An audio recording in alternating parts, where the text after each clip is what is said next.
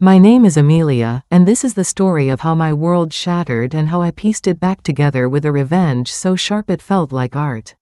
I'm a 34-year-old marketing director in Seattle, living in a cozy craftsman home with a view of Puget Sound, where the water glints like a promise on clear days. 2 years ago, I thought I had it all, a career I'd clawed my way into, a tight-knit circle of friends, and a best friend, Tara, who'd been my anchor since our college days at the University of Washington. We shared everything, late-night study sessions fueled by bad dorm coffee, tears over heartbreaks, dreams of making it big in a city that thrived on ambition. But Tara's betrayal hit like a freight train, and what I did next. Let's just say she learned that breaking trust has consequences sharper than any knife. It was a rainy Tuesday in October 2023, the kind of day where Seattle's sky looks like it's morning, gray and heavy with drizzle. I was at my desk in our firm's open plan office. The hum of keyboards and coffee machines a familiar backdrop, sipping a latte from my favorite cafe in Pike Place. My phone buzzed with a text from an unknown number, "Check your email.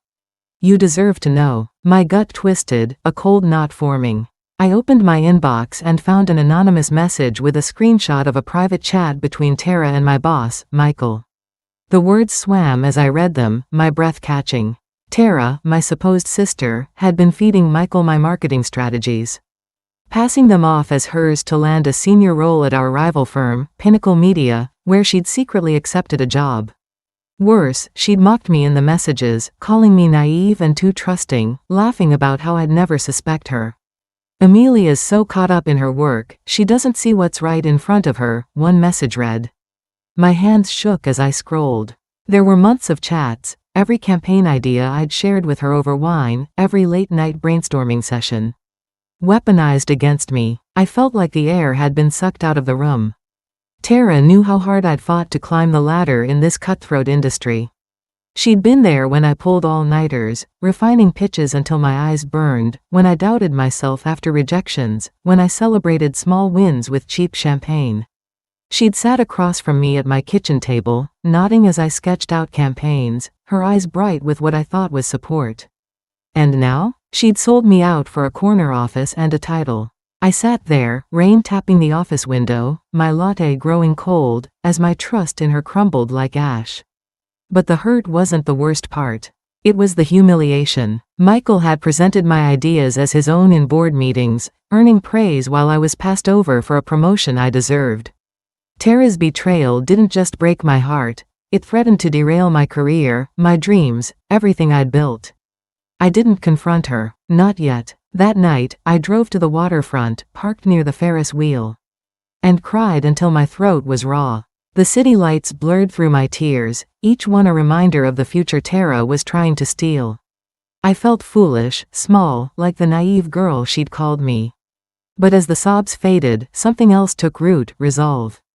Tara thought she could bury me, but she'd underestimated me. I wasn't going to scream or fight in the open, that was too messy, too easy for her to spin. I was going to be smarter.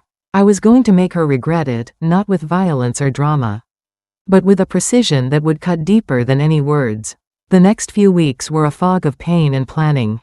I acted normal around Tara, forcing smiles through coffee dates at our favorite spot in Fremont, where the smell of roasted beans and her laughter twisted my stomach.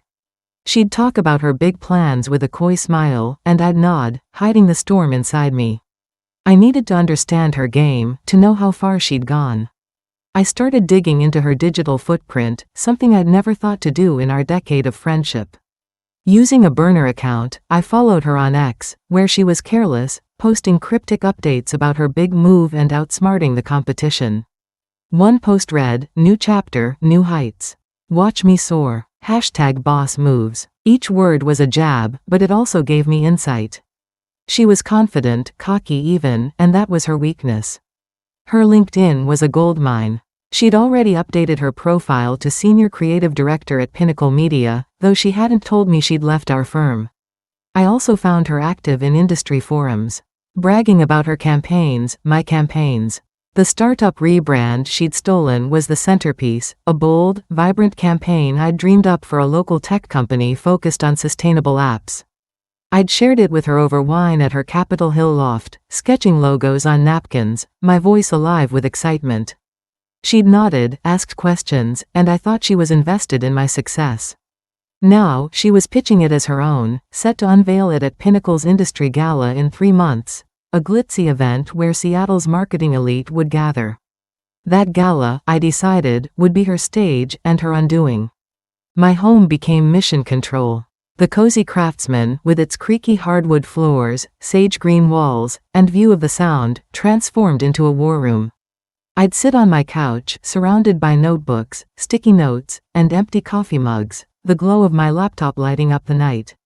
The Puget Sound stretched dark and endless outside my window, mirroring the depth of my resolve. I barely slept, fueled by caffeine and a burning need for justice. My plan hinged on 3 pillars: exposing Tara's theft with undeniable evidence, undermining her credibility in the industry, and reclaiming my own career. It had to be surgical, leaving no room for her to wriggle free. Gathering evidence was like excavating my own heart. I dove into my email archives, pulling every draft, presentation, and timestamped file related to the stolen campaigns. My cloud drive was a treasure trove, detailed decks I'd shared with Tara, thinking she was my sounding board. Complete with metadata proving they predated her chats with Michael. I found voice memos from our brainstorming sessions, recorded on my phone during late-night calls. In one, dated 6 months back, my voice outlined the startup rebrand in vivid detail: the teal and coral palette, the tagline "Innovate today, thrive tomorrow," the minimalist logo inspired by Seattle's skyline. Tara's voice was there too, murmuring agreement, asking questions that now felt like fishing. Each file was a brick in my case. Proof no one could deny. But evidence alone wouldn't topple her. Tara's charm was her superpower, she could talk her way out of a hurricane. I needed to erode her credibility before the gala, make the industry question her without pointing fingers directly. I created an anonymous blog, Marketing Insider, styled like a whistleblower platform for industry gossip. Using a VPN to mask my location, I wrote posts about plagiarism in marketing, citing hypothetical cases of rising stars who built careers on stolen ideas. I seeded these on X, Reddit, and LinkedIn, tagging Pinnacle Media and other firms to stir discussion. The posts gained traction fast, with comments speculating about culprits. "Heard this happened at Pinnacle recently," one user wrote. Another tagged Tara's handle, asking, "Is this about her?"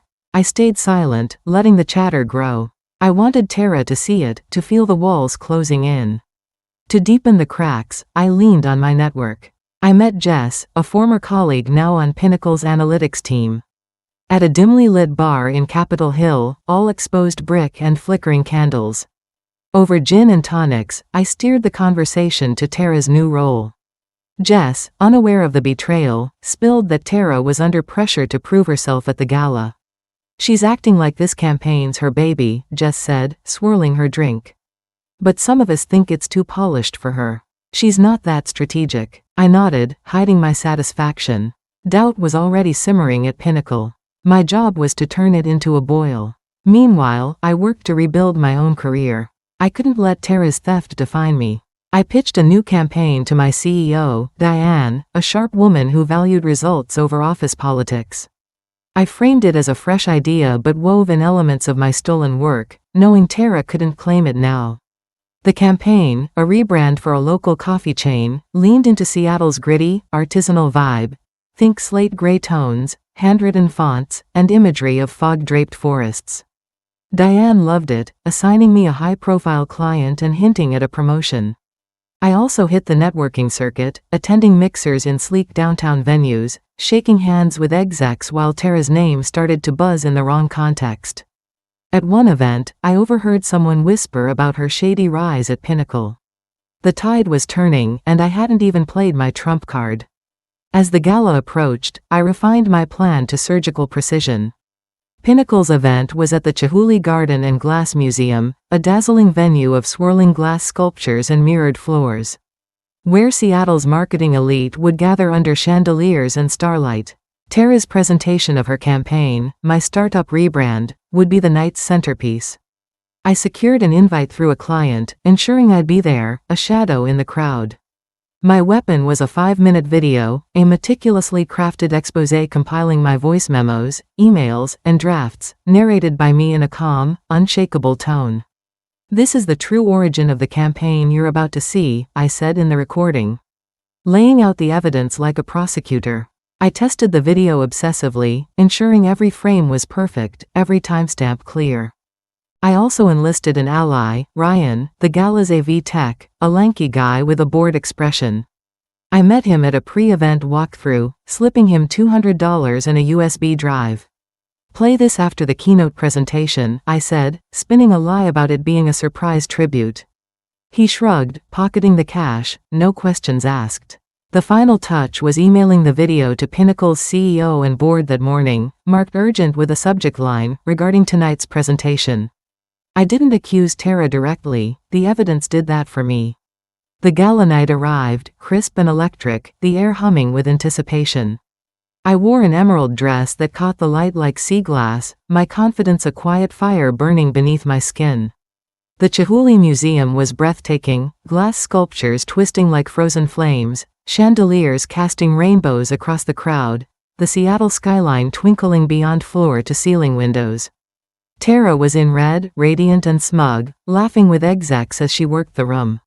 She didn't see me slip in, blending with the crowd of suits and sequins. My heart raced, but I was ready, a predator in silk. Tara's presentation was the main event. The room darkened, and a projector lit up with my campaign, the startup rebrand, every slide a piece of my soul. The teal and coral palette glowed, the tagline "Innovate today, thrive tomorrow" flashed, and the minimalist logo drew gasps. Tara spoke with her usual charm, claiming every idea as hers, her voice dripping with confidence. The audience clapped, dazzled by her brilliance. I stood at the back, my pulse steady, my hands clasped to hide their tremble. I waited. The cue. She fumbled, muttering about collaboration and inspiration from the industry. I pressed, calm but relentless, naming specific details, the palette, the tagline, the logo's curve inspired by the Space Needle. Her face flushed, her answers unraveling as whispers spread through the crowd. Then the screen flickered. Ryan had cued my video. My voice filled the room, steady and clear, laying out the evidence, time-stamped emails, voice memos, drafts. "This is the true origin of the campaign you just saw," I said on screen, each frame a nail in Tara's coffin. The audience gasped, heads turning to her.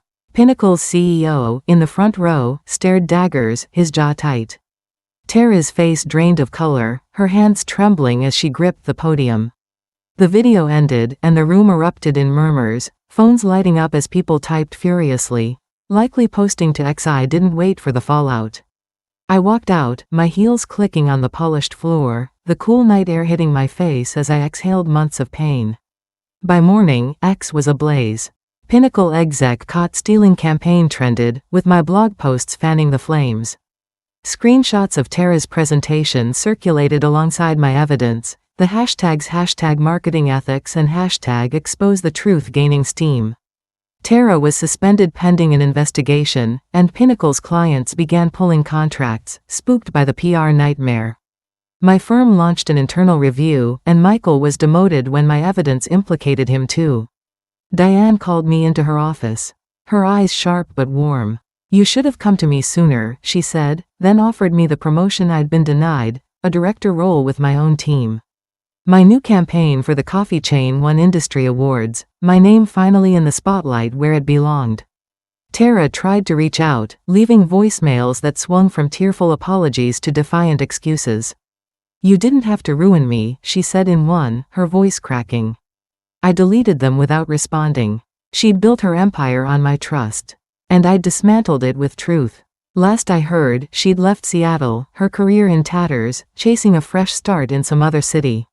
I didn't need her to suffer forever, just enough to understand the weight of what she'd done.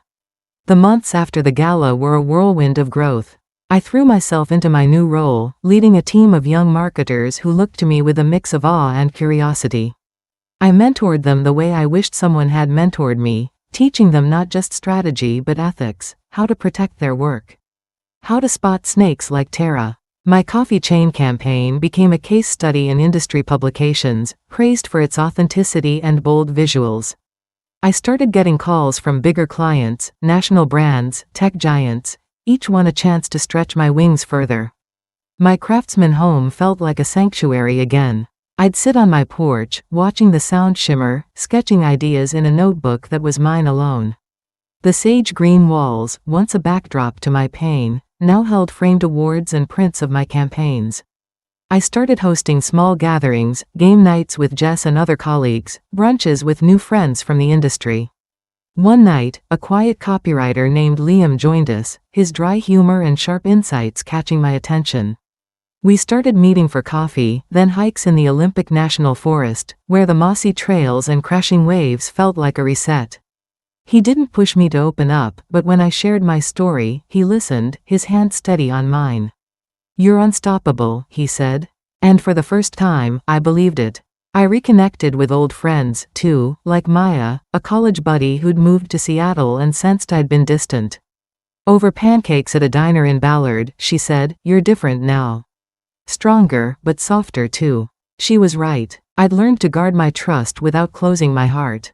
My sister, Claire, started calling weekly from Portland, our chats filled with laughter and plans for her to visit.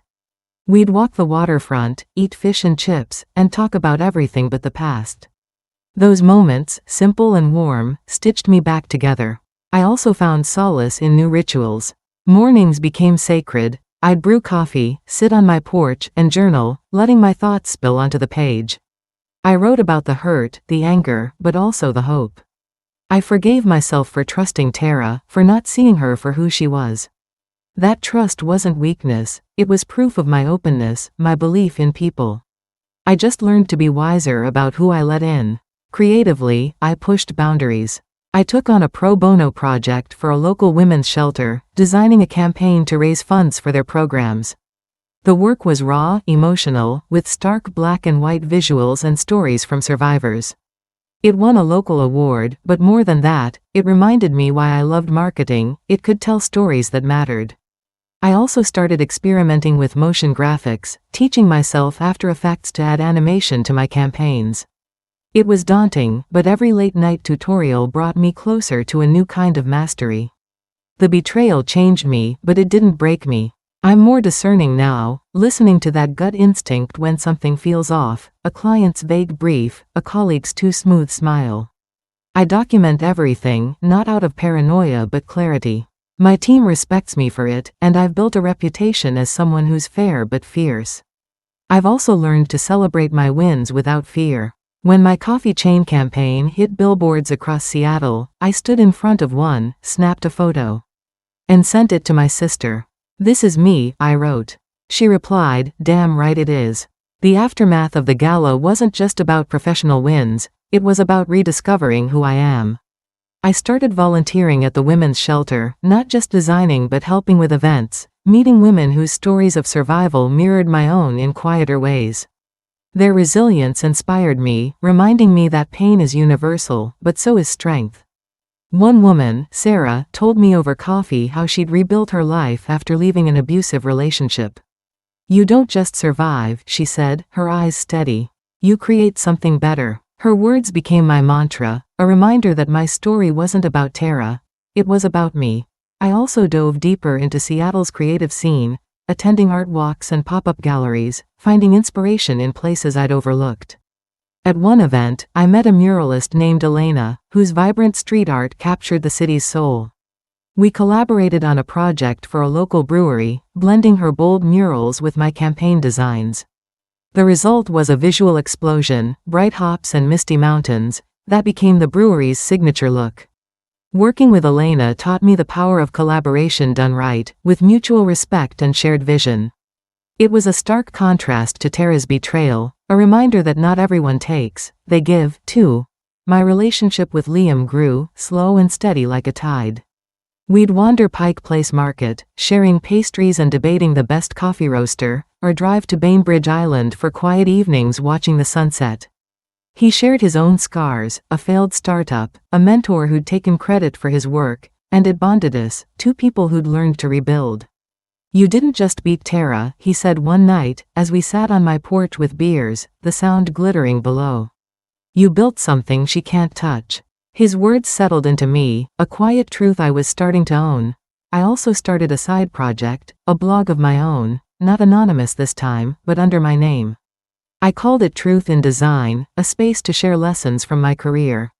From crafting campaigns to navigating betrayal. It wasn't about airing dirty laundry but about empowering others, young marketers, creatives, anyone who'd felt their work stolen or their trust broken. The blog gained a small but loyal following, with readers emailing me their own stories. One wrote, "Your story gave me the courage to call out a colleague who took my ideas." That email, more than any award, felt like a victory. My sister's visit in spring 2024 was a turning point. Claire arrived with a suitcase and a grin, ready to explore Seattle. We spent days wandering the city, Chinatown's dim sum spots, the Fremont Troll, a ferry ride to Bainbridge where we sketched the shoreline. She noticed the change in me, the way I carried myself with less fear. "You're not hiding anymore," she said over fish and chips, the waterfront breeze ruffling her hair. She was right. I'd spent months hiding from the pain, but now I was stepping into the light. Professionally, I kept pushing. I landed a contract with a national outdoor brand, designing a campaign that blended rugged adventure with urban grit. It was my biggest project yet, a chance to put my name on a stage far beyond Seattle. I spent weeks hiking the Cascades for inspiration, sketching under pine trees, letting the wildness fuel my designs. The campaign launched to rave reviews, with billboards in cities from Denver to Boston. Standing in front of one in Seattle, I felt a surge of pride, not just for the work, but for the woman I'd become. The months following Claire's visit deepened my transformation. I began teaching workshops at a local community college, sharing my expertise with aspiring marketers. The students' eager questions about branding, ethics, resilience, reminded me of my younger self, full of dreams but unaware of the industry's shadows. I told them, protect your work, but don't let fear stop you from collaborating. Teaching became a way to give back, to ensure others wouldn't face the same betrayal I did without tools to fight back. I also took up photography as a hobby, capturing Seattle's moods, the mist over Elliott Bay, the neon glow of Pike Place at dusk. It was a way to see the city, and myself, through a new lens. My photos started appearing in local galleries, small exhibits that felt like personal triumphs. One shot, of a ferry cutting through dawn fog, won a regional contest, and I framed it for my living room, a reminder that beauty can emerge from haze. My blog, Truth in Design, grew into a platform for change. I partnered with a nonprofit to launch a mentorship program for young women in marketing, offering guidance on navigating the industry's pitfalls. The first cohort graduated in late 2024, and seeing their campaigns, original, bold, theirs, filled me with a pride I hadn't expected. One mentee, a shy 22-year-old named Priya, thanked me at the ceremony, saying, "You showed me I could be fierce and kind." Her words echoed Sarah's from the shelter, reinforcing that my journey was about more than revenge, it was about lifting others as I rose. Liam and I grew closer, our connection rooted in shared passions and quiet trust. We planned a trip to the San Juan Islands, renting a cabin where we'd kayak and sketch, dreaming up a joint project, a book blending his words and my visuals. It was a leap, but one that felt right, a testament to the life I was building, one unafraid of risk or love. The year after the gala brought unexpected opportunities. A national marketing conference invited me to speak, not about Tara's betrayal but about ethical leadership in creative industries. Standing on that stage in Chicago, facing a sea of professionals, I shared lessons from my journey: document your work, trust your instincts, and never let betrayal dim your spark. The applause was deafening, but the real reward came later, when attendees approached me, sharing their own stories of stolen ideas and hard-won triumphs. One woman, a graphic designer from Atlanta, hugged me, tears in her eyes. "I thought I was alone," she said. I told her, "You're not. And you're stronger than you know."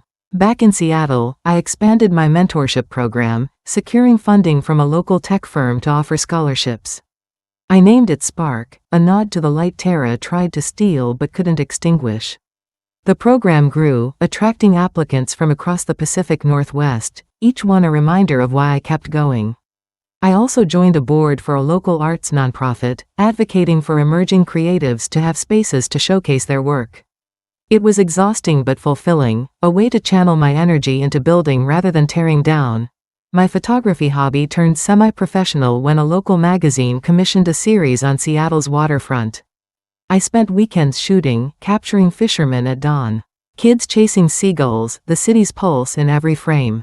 The series ran in their spring 2025 issue, alongside an interview where I spoke about resilience and creativity. Seeing my name in print, tied to something so personal, felt like a full circle moment, a reclaiming of my voice beyond marketing. Liam proposed a new venture, a creative studio combining our skills. We leased a small space in Pioneer Square, with exposed brick walls and skylights, a place to dream and create. Our first client was a startup focused on eco-friendly packaging. And our campaign, his sharp copy, my vibrant visuals, won a regional award. Working with him felt like a dance, each step intuitive, built on trust. "This is what it's supposed to feel like," I told him one night, as we toasted with cheap wine in our empty studio. He grinned. "This is just the start." My relationship with my family deepened too. Claire and I planned a summer trip to the Oregon coast, renting a house where our parents joined us. We spent days beachcombing, laughing over old stories. The ocean's roar a backdrop to our healing. My dad, always quiet, pulled me aside one evening. "I'm proud of you," he said, his voice rough.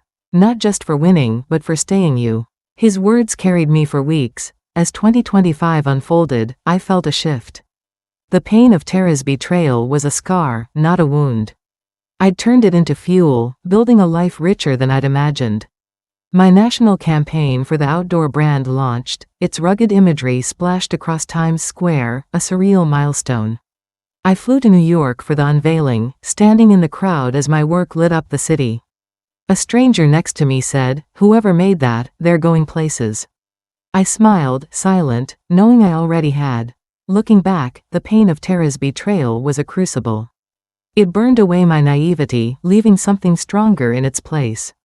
The Amelia who cried by the waterfront is still part of me, but she's joined by the Amelia who stood in that gala, who turned betrayal into triumph, who built a life brighter than Tara could ever imagine. My home is alive with possibility, sketches on the table, laughter from friends, the sound whispering dreams outside my window. I'm working on a new campaign, a global one, and I'm not afraid. Nervous, yes, but the good kind, the kind that pushes you to soar. If you're reading this, maybe you've been betrayed too. Maybe someone stole your light, your trust, your dreams. I'm here to tell you, you are enough. Your heart, your work, your story, they're worth fighting for. Don't curse the darkness. Build something brighter. Let the truth be your weapon, and let your resilience be your crown. I did, and I'm still standing, stronger, wiser, and shining.